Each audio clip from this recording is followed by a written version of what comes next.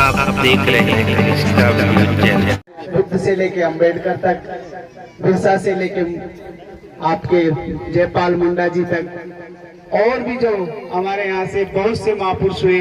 आप लोग बात करते हो तो बाबू जगदेव प्रसाद कुशवाहा से लेके, फूले साहब से लेके, देवनारायण जी से लेके, तेजा जी से लेके, बहुत से लोक देवता जिनको बना दिया गया, भगवान जिनको बना दिया गया, उन तमाम को जोहार नमन।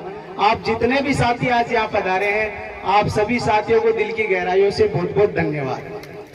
अब बात की शुरुआत अपन 9000 वोट का अभी पूर्व वक्ता बोल के गए वहां से करते हैं कि 9000 वोट आए, मतलब 9000 लोग जिंदा है, ये बात मान के चलिए आप। क्योंकि मैं शरीर के मरने को मौत नहीं मानता, जमीर के मरने को मौत मानता हूं, इसलिए 9000 लोग जिंदा है, ये मान के चलने की बात है। अब बहुत से लोग कहते हैं कि आदिवासी परिवार क्या कर रहा है, इन चिंतन शिविरों में होता क्या है। मोस्टली आज चिंतन शिविर है तो अपन चिंतन शिविर की बात करते हैं। चिंतन शिविर में हम 4 चीजों पे काम करते हैं: वैचारिक और सांस्कृतिक शुद्धिकरण और सामाजिक तथा राजनीतिक एकीकरण। इन 4 चीजों पे हम लोग काम करते हैं। वैचारिक शुद्धिकरण कैसा, ये समझने की बड़ी जरूरी है।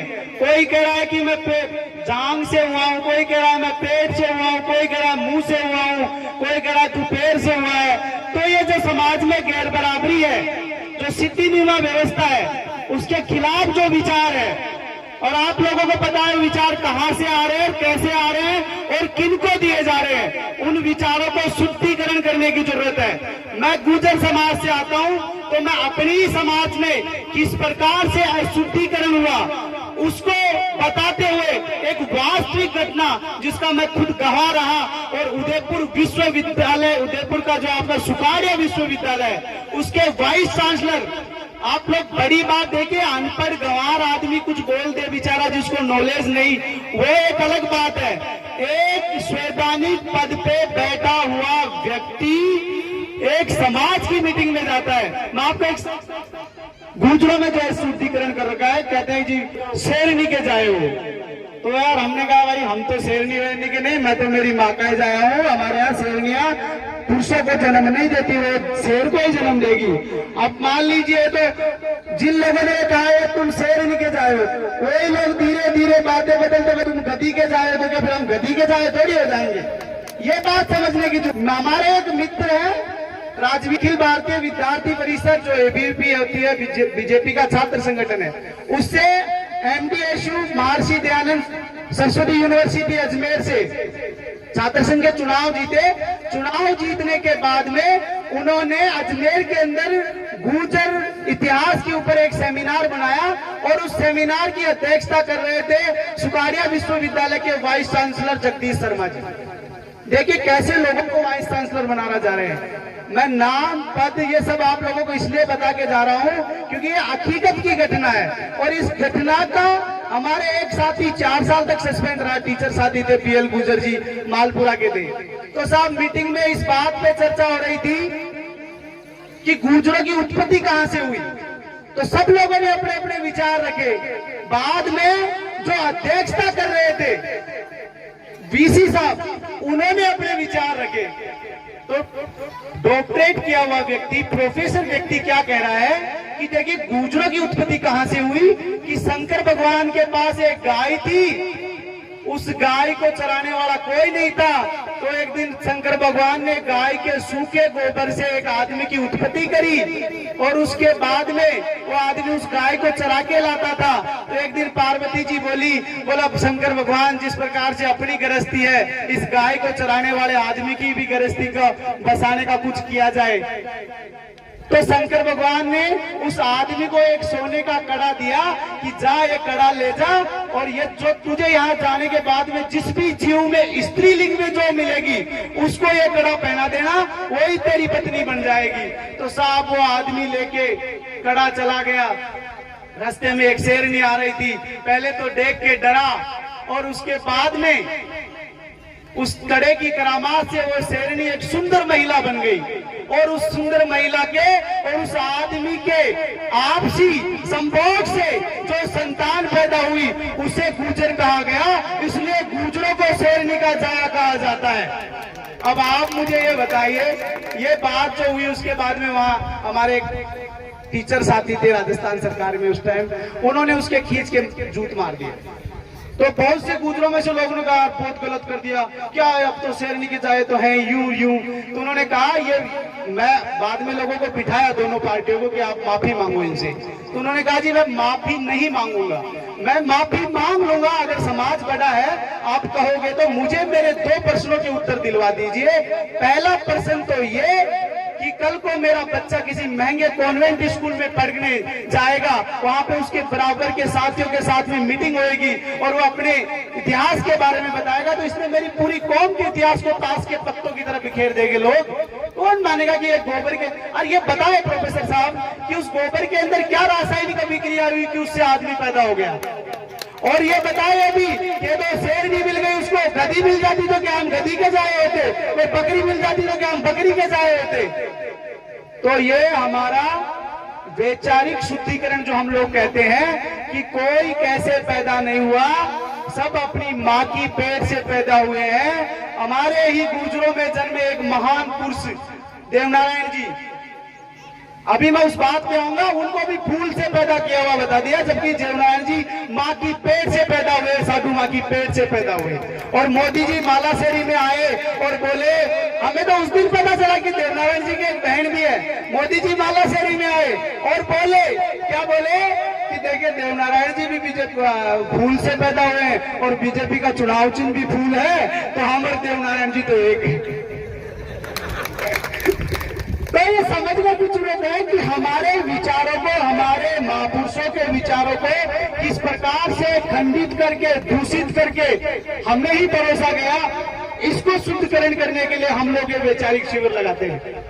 सांस्कृतिक शुद्धिकरण की बात करते हैं हम लोग, संस्कृत की बात करते हैं। सांस्कृतिक देवों की भाषा है, ब्राह्मण धरती के भूदेव है, ऐसे कहा जाता है। तो कोई ब्राह्मण बताएगा कि हम जब छेली को नाड़ देते हो, आप लोग दूध निकालने के लिए गाय के पैर के और पागले के 2 पांव को बांध देते हो, उसको संस्कृत में क्या कहते हो उस नाड़ को? जिन भाषाओं के अंदर हमारे गांव के देहात के शब्द ही नहीं, वो भाषा हमारी कैसी हो गई, ये चीज हम लोगों को समझने की जरूरत है। किसान मजदूर कबीलों की जो संस्कृति है वो जल जंगल जमीन से जुड़ी हुई संस्कृति है। हमने इस देश की शासन सत्ता ही नहीं, इस देश की समाज व्यवस्था ही नहीं, इस देश के जंगलों को जमीन बना के खाने योग्य बनाया है। और हमें वो लोग बता रहे हैं जो मान के खाते हैं, जो दूसरों की मेहनत की हक की लड़ाई खाते हैं, वो लोग बता रहे कि तुम्हारी ये भाषा है, तुम्हारा ये इतिहास है। बड़ी विडंबना है, हम लोग प्राउड फील करते हैं।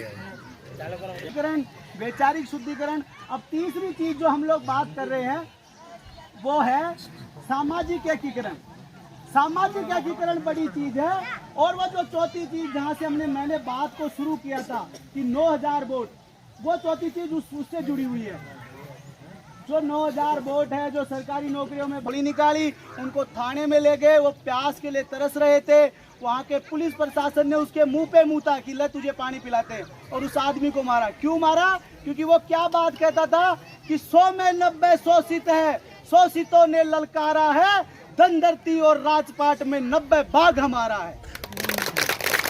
ये 3 चीजों में भाग मांगा है, धन में, धरती में, संसाधनों में, और राजपाट में 90 भाग हमारा है। क्यों मांगा? क्योंकि हमारी संख्या है, हमारे बाप दादाओं का इस देश को बनाने में योगदान है, हमारे बच्चों का, नौजवान मेरे भाई जो शहीद हो रहे हैं, इस देश की रक्षा करने में योगदान है। तो हम हमारा हक मांग रहे हैं।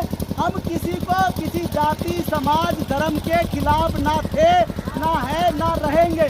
हम ना किसी के चरणों में बैठना चाहते, ना किसी को अपने चरणों में बिठाना चाहते। ये बात हम लोगों को समझने की जरूरत है और यही हम समझाने जाते हैं लोगों को। पर हमारे लिए क्या कहा जाता है? अभी किसान आंदोलन में मेरे ऊपर केस दर्ज कर दिए, सरकारी नौकरी में थे तो दबा दिया। अभी किसान आंदोलन में मेरे ऊपर केस दर्ज कर लिए, सरकारी नौकरी में थे तो दबा लिया, ज्यादा तो जेल में तो रख नहीं पाए तो बोला सस्पेंड ही कर लो। तो फिर कोर्ट में, हम कोर्ट में गए तो कोर्ट में हमसे कहा, हमने कहा हमारी गलती क्या है? तो बोला जी तुम खालिस्तानी हो। तो बोला हमने कभी खालिस्तान की मांग की? भाई मैंने कभी जिंदगी में कहा हो कि खालिस्तान बने? मैंने कभी कहा हो कि पंजाब देश से अलग हो या फलाना अलग हो? प्रदेश की जो मांग है वो देश के अंदर एक प्रदेश की मांग है और उसकी अनुमति भारत का संविधान देता है। और जिसको तुम भारत का चेहरा बना के प्रस्तुत कर रहे हो अभी ये जो सरकार है, उस आदमी ने देश के अंदर 4 अलग प्रदेश बनाए हैं। आपके झारखंड से, बिहार से अलग झारखंड बनाया अटल बिहारी वाजपेयी ने, उत्तराखंड आंदोलन उत्तर प्रदेश से अलग बनाया, आपका छत्तीसगढ़ है जो मध्य प्रदेश से अलग बनाया। तो हम इस देश के अंदर और संविधान के अनुसार भाषा के आधार पे, क्षेत्रीय भौगोलिक में जो पिछड़ापन है उसके आधार पे अगर हम लोग अलग प्रदेश की मांग कर रहे हैं तो इसमें क्या गलत है बताइए आप लोग? ये बयान फैलाया जा रहा है कि बाकी जाति समाज के लोगों को अलग किया जाएगा। अरे इन क्षेत्रों में तो पहले भीलों का राज रहा, तो क्या उन राजाओं ने कभी आपसे भेदभाव किया? आदिवासी कभी भी, ये आदिवासी की संस्कृति है, वो ना किसी को छोटा मानता है ना किसी को बड़ा मानता है। ये आदिवासी संस्कृति है, इसको समझने की जरूरत है। तो सामाजिक एकीकरण कैसे होना है? हमारे ही महापुरुषों ने यह आंदोलन किए हैं। आपको भीलवाड़ा के आसिंद में देवनारायण जी का जो सामाजिक जन आंदोलन था उसको समझने की जरूरत है। गुर्जरों के ऊपर अगर सबसे ज्यादा इस देश में हम लोग जिनको मानते हैं देवनारायण जी को, उसकी सबसे ज्यादा मदद अगर किन्होंने की तो भीलों ने और मेघवाड़ों ने की, भीलों ने और बड़ाइयों ने की। देवनारायण जी जब 2 दिन के थे तो उनको आसिंद से मालवा ले जाने वाले 2 लोग थे उनकी माताजी के साथ में, और उनका नाम था सल्ला और बल्ला भील। और बाद में देवनारायण जी ने उनके योगदान को अपना प्यार दिया, अपना समर्थन दिया। उनके एक लड़का हुआ, लड़के का नाम भीला रखा, एक लड़की हुई, लड़की का नाम भीली रखी। देव जी के 4 बड़े देवरे हैं, फरना जी है, माला शेरी है, हमारे यहाँ पे दाता जी है। दाता जी बड़ा देवरा है देव जी का। मंदिर नहीं होते, देव जी के देवरे होते हैं। हम लोग देवरे पूजने वाले लोग हैं और देवरों में हमारे पूर्वज होते हैं। तो देव जी का जो दाता जी का जो देवरा है उसका भोपा जी, हमारे पंडित नहीं होते, महाराज नहीं होते, भोपे होते हैं। और उसका भोपा जी जो है वो एक बड़ाई है, लाला बड़ाई सबसे बड़ा।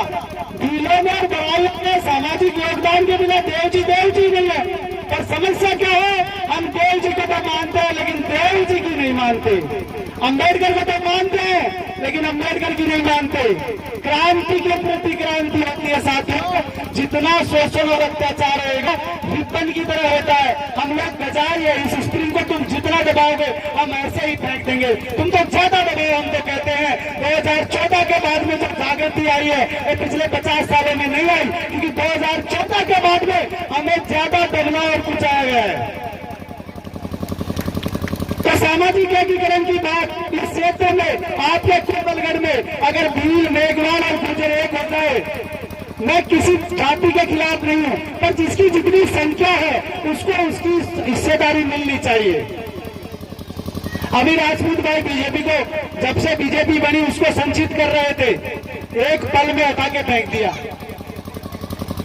और देश प्रदेश में बदेव की सरकार आ गई। तो ये चीजें समझने की जरूरत है। सामाजिक एकीकरण की हम लोग बात कर रहे हैं, किसी भी भाई से देखिए हमारा दुश्मन कौन है? जो भी आदमी छुआछूत और भेदभाव करता है, वो चाहे भील हो, बड़ाई हो, राजपूत हो, गुर्जर हो, ब्राह्मण हो, वो सब हमारे दुश्मन है। और जो भी व्यक्ति सामाजिक समानता को मानता है, चाहे वो भील हो, बड़ाई हो, राजपूत हो, ब्राह्मण हो, कोई भी हो, वो हमारा भाई है। हम किसी जाति समाज के खिलाफ नहीं है, ना हम स्टेट के खिलाफ है। लोग कहते हैं सरकार के खिलाफ है। अरे सरकार तो हमारे बाप दादाओं के, डॉक्टर अम्बेडकर के संविधान के बाद में बनी है सरकार। तो सरकार नाम की चिड़िया तो हमारे बाप दादाओं ने पाली है, हम इसको क्यों उड़ाएंगे? हम सरकार की व्यवस्था में विश्वास रखते हैं, संविधान में विश्वास रखते हैं। अब बात आती है छोटी चीज राजनीतिक एकीकरण की। बस वो बात बोल के मैं अपनी वाणी को विराम देता हूँ। बहुत लेट हो गए हैं और आप लोग भी बोर हो रहे होंगे, इतने अच्छे वक्ता भी अपन है नहीं। वो जो राजनीतिक एकीकरण की बात है वो क्यों करने की जरूरत है? राजनीतिक एकीकरण इसलिए करने की जरूरत है कि मणिपुर के अंदर आदिवासी महिलाओं को निर्वस्त करके दबाया गया। आपकी देश की व्यवस्था में भागीदार पार्टी उस टाइम थी, लेकिन किसी ने चू नहीं किया।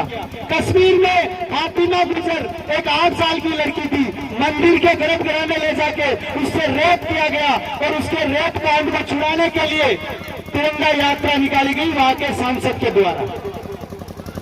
आपके राजस्थान में गुजरों ने आरक्षण मांगा, 75 भाई मार दिए। आपके हरियाणा के जाटों ने आरक्षण मांगा, 40 भाई मार दिए। आपके गुजरात के पटेलों ने आरक्षण मांगा, 35 भाई मार दिए। आंध्र के कुत्ताओं ने आरक्षण मांगा, 12 भाई मार दिए। महाराष्ट्र के अंदर मराठों की क्या हालत है?